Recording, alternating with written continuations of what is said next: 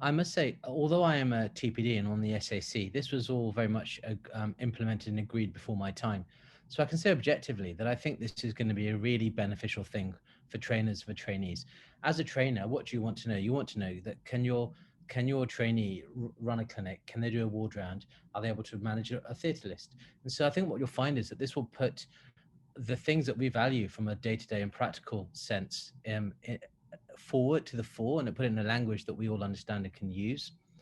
I think the other thing is that managing a trainee with additional needs can be quite a lonely place, and it can be quite challenging. And I think what you'll find here is that actually there'll be a sense of community and collegiality, because you may be there with 4 or 5 of your consultant colleagues. So it's not just you, and you're worried that, oh, a trainee may think I have a personal gripe or an issue with them. But actually, there's when I say safety in numbers, I don't mean anything untoward is happening, but certainly you have got the backup of your colleagues. So from that point of view, I think this would be valuable. In our department, we are very much planning. Primachan's kind of taking the lead, and we've set aside dates in our consultant meeting calendar for us to do these at set time points over the year. And it just so it goes back to something that Noel Peters just asked, which was talking about the practicality of running MCRs during the monthly consultant meetings. Rob, Lisa, do you have any comment on that?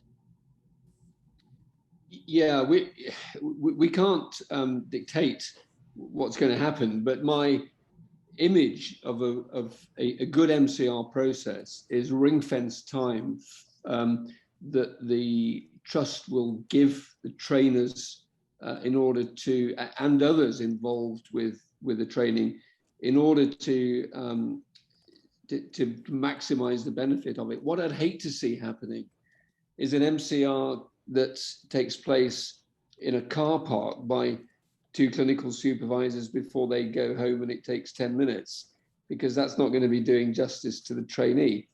And I really think that trusts should give ring-fence time. It's only twice every 6 months.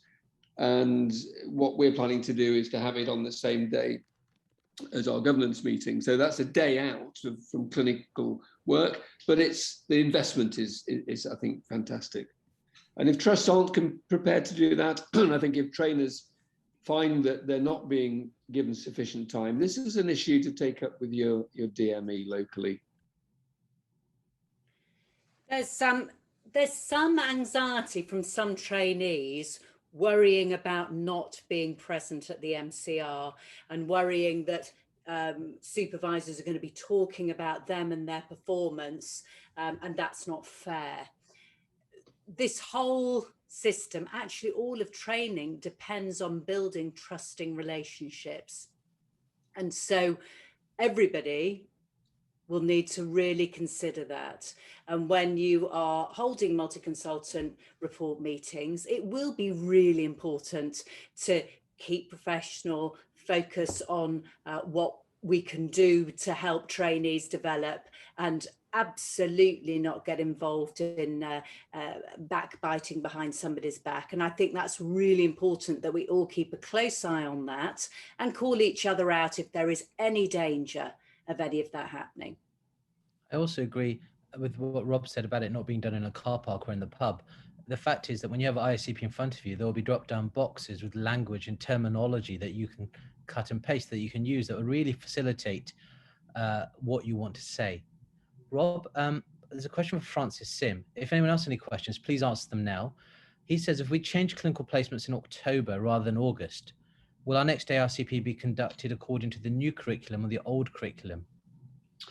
Well, it's a new curriculum is the answer to that. Now, we did try quite hard to have 2 introductory dates. So if you remember, originally this was going to be 2020. We wanted an introduction in August for those programs where the changeover was in August and October for the programs that changed over in October, but that wasn't allowed by the GMC.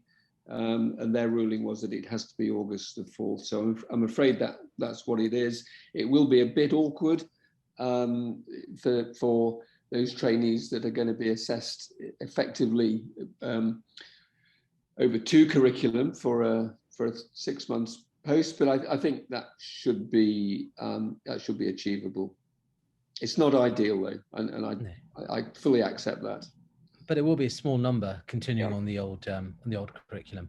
Yeah. And I think that, as you know, once everyone's had a go at doing an MCR, I think it will become quite comfortable quite quickly. And I do think people will come to value that opportunity to discuss case with your colleagues. Because often people come to me as a TPD, as clinical supervisor, saying, "Can I discuss a case?" But actually, doing it with 3 or 4 people who have a shared experience with that trainee can help you triangulate. Can I ask? So Rana and Rumina talked about the trainees side, but Sharif Valerian is asking, what about CSER applicants? How many MCRs will they need during their training to be equivalent? If I can answer that, Cash, and I think this is a really good question, because we mustn't forget our SAS colleagues that are wanting to progress down CSER. And I think this is one of the advantages of having ring-fence time set aside for doing the MCR with trainees, because you can include your SAS doctors that are wanting to go down the CSER path in the same way. The rules regarding the numbers are 2 per post. And I think you have to interpret that rule, if you're an SAS doctor, according to your circumstances. But if you a year in the same post, that can be 2 MCRs in the year. That's what the rules say. It does get more awkward if it's a 4-month post, because that's 2 in 4 months, and that's a little bit more taxing. But from the perspective of CSER, 2 per post, and if you're in the same post for the year, that would be 2 per year. Thank you. There's a question from Michael Field, which is more of a just asking about more of an ICP backing up issue. Lisa, do you have any thoughts on that? I'm going to, there has been a level of paranoia about that.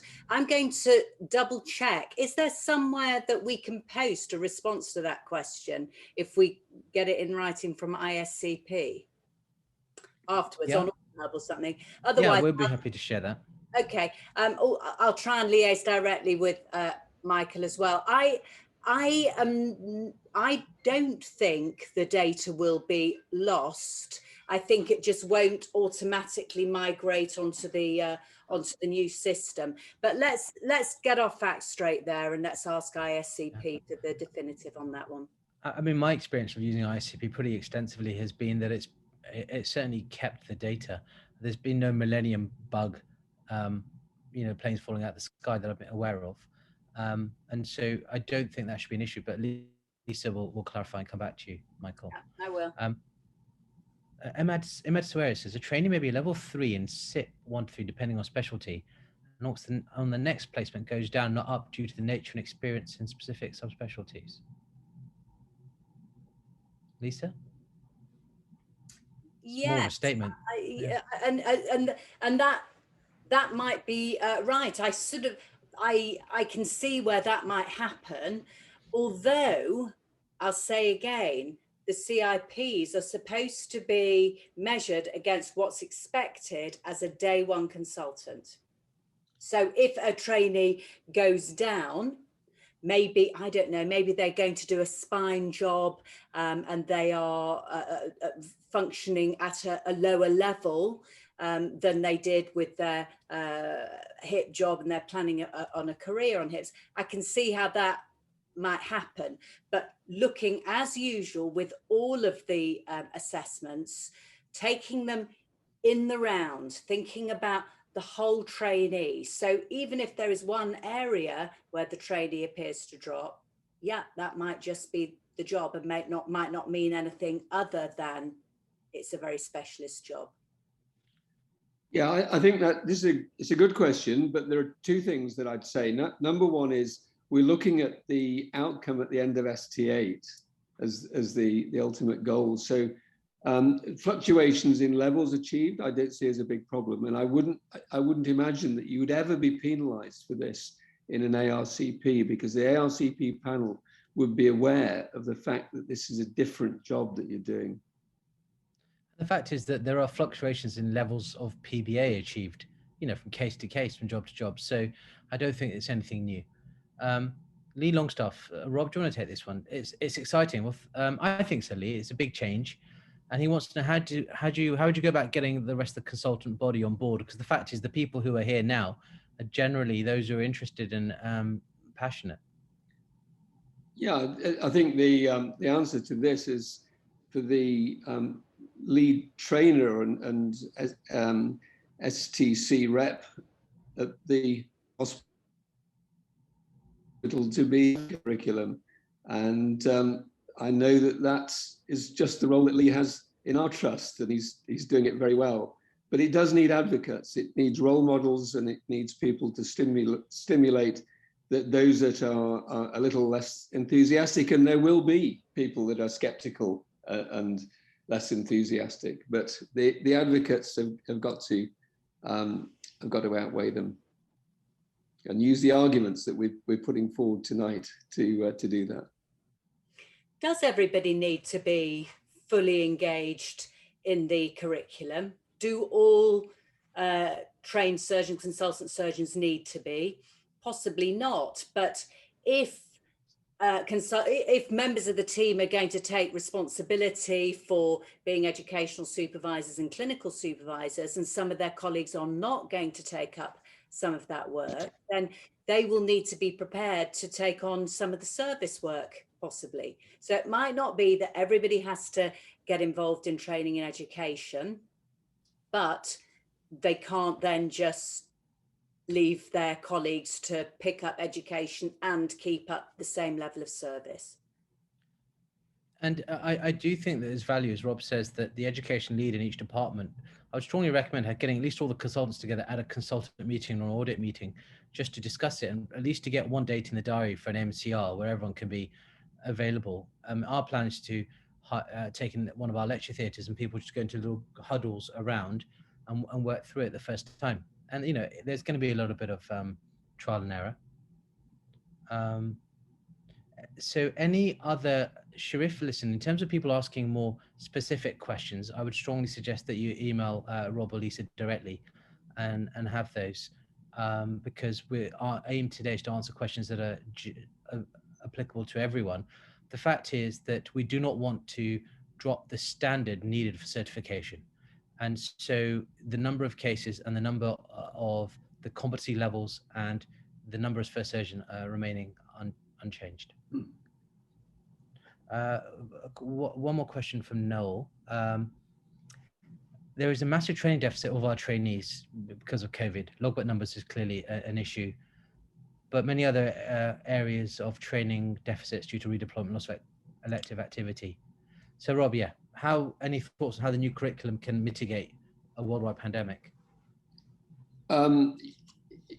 Yeah, not the easiest question to give a simple answer to, but the curriculum change is something we have to deal with alongside the pandemic, and there are no allowances within the new curriculum for the consequences of COVID-19.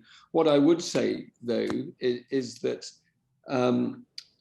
of all the problems that we've identified, it's access to elective cases that has been the one that may prove to be insurmountable in terms of avoiding giving a no-fault training extension to trainees. The last question, I think, related to the 1,800 cases, and I think this is, I will go into this. It's something that we've tried to stress wherever possible. The 1,800 cases are not mandatory. The 1,800 cases are there because we think that's the exposure that you need in order to achieve the competencies that are mandatory. So the worry about having 1,700, for example, isn't that you won't get the CCT with 1,700. It's that you may not get the competencies that you do need to get CCT. The fact is, sadly, at the end of the day, that there will be trainees that don't achieve the competencies that allow them to progress in the timescale that everyone had envisaged, and training extensions will be necessary. There are a number of ways that we can try to mitigate this. We've addressed some of these in a couple of BTO articles that we've published in the last 3 or 4 months. The other practical thing I would say is that we will need to make allowances for trainees to do things that we don't perhaps observe at the moment. We may not observe them doing a ward round. It often is the consultant doing it, or trainees or the registrars going around. And so we'll have to make sure from a practical logistic point of view that we can watch them do that we can actually see how they handle a theatreless in the clinic. And so there are other things that we'll have to get familiar with. Hassan, I cannot find a place to quit. Yeah, sure. Okay. Is there anything that Rana or Rumina, I'm sorry, we've all spoken.